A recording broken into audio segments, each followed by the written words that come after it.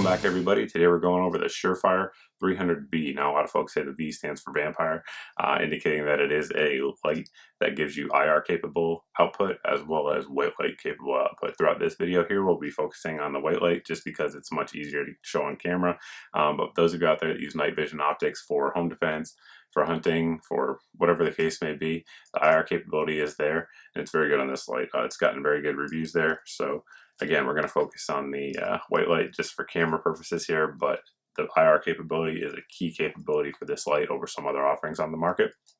Speaking of the output, we're going to step outside and compare it, this one here, to the Surefire G2X, as well as another popular sort of small light, which is the Inforce WML that you see here.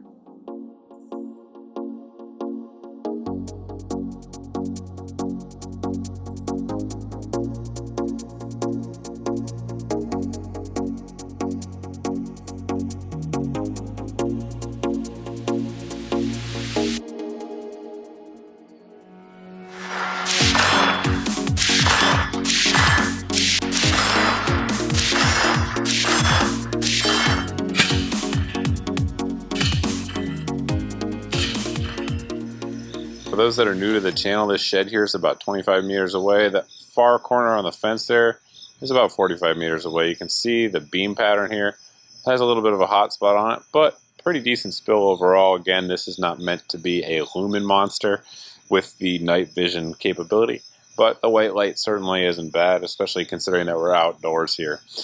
Here we have the Surefire G2X.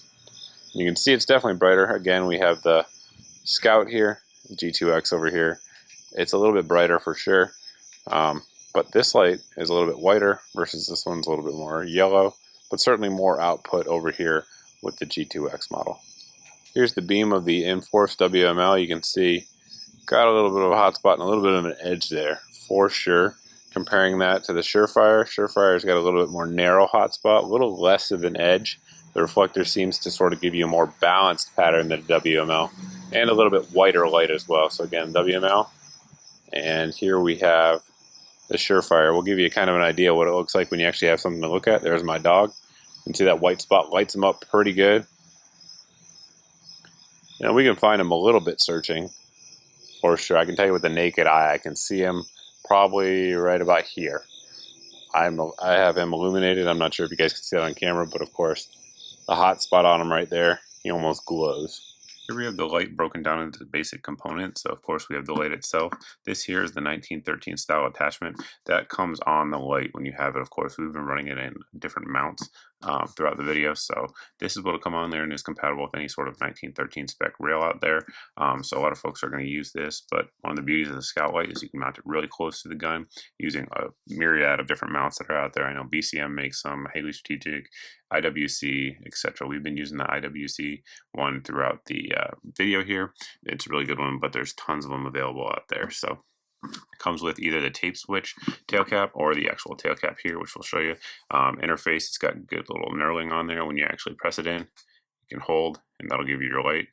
Or of course you can do temporary by just momentarily pressing on it but not clicking. To switch the tail cap, you just unscrew this one. It has good knurling all the way around it, giving you a good positive grip on there. And of course it's O-ring sealed. Nice smooth even threads there. We're just going to put our switch tail cap on there, which I know a lot of folks like. And with the switch here, we're just going to press it, and that's what activates the light. The light's powered by one CR123 battery. You can access it by taking off the cap here.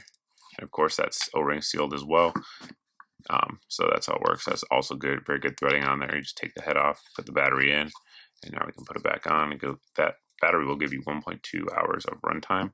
And to switch between modes on this, since it is a vampire light, which will give you IR capabilities, the white light is what's selected now because that's what this camera records in, of course. Here we have the off button. So at this point we can hit it, it won't do anything. Then we have the IR setting, which you're going to use for night vision type devices. And when you hit that, you'll actually see, sometimes you can see the little red glow in there. I don't think my camera is going to pick it up, but there is a little slight red tinge in there if you actually activate that in the IR mode. But of course, not enough to give your position away unless someone's really right up on you. For folks out there who aren't familiar with these mounts, we'll give you a quick size comparison. This Surefire G2X, pretty common light in terms of size. It's got 2 batteries, 1-inch diameter, so a lot of tactical lights are going to fit into this same size category. And here we have the 300V. You can see it's much shorter. It's very lightweight as well. It comes in right at 4 ounces. And the head, of course, is going to be thinner as well. This is going to use the Surefire TIR lens, which is what was giving you that nice balanced pattern that you guys saw outside. But that's how it compares in terms of size. Just a couple things I wanted to mention before we close the video out here. Of course, it's fully capable of performing in rain, anything like that. It's not going to get fogged up. You guys saw those O-ring seals in there, so no issues at all in terms of durability in moist and wet, damp conditions.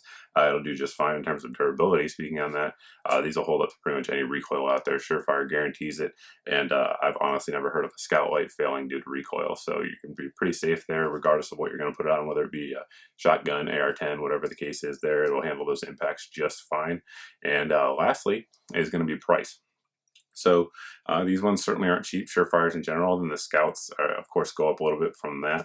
I checked around on Amazon today just to see what the going rate for these are as of today, and it was like $2.99 or something like that. We'll put a link below for those of you guys that are looking for it. But a IR-capable light with the Surefire durability, I think that's about what the market rate would be for it. So I'm not too surprised by the price point. I'm sure a lot of folks it's going to be put off, but for those folks who are looking for the capabilities that this light has with the lightweight and the output that it generates and the durability of it, they're probably going to be thinking that's a pretty good price, as of course these are selling pretty well. So if you guys have any questions about the light that we didn't talk about here, by all means you can post below in the comment section. You can also post over at my Facebook page as always. But thanks for watching, guys.